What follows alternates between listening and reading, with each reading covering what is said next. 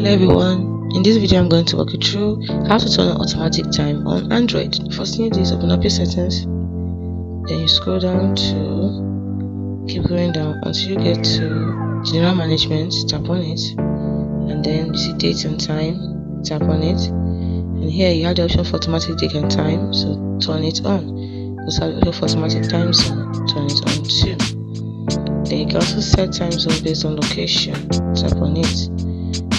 And you can also set to use 24 hours format if you want, or if I use 24 hours format, it means to when it gets to 12 you continue to 13, 14 all the way to 24 to 24 at least 000.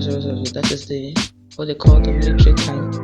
So but if you want to use the normal way it is on the clock face, like remove the use 24 hours format and turn it off, and there we have the AM and PM. It's as simple as that. Hope you found this video helpful on how to turn on automatic time on Android. Thanks for watching.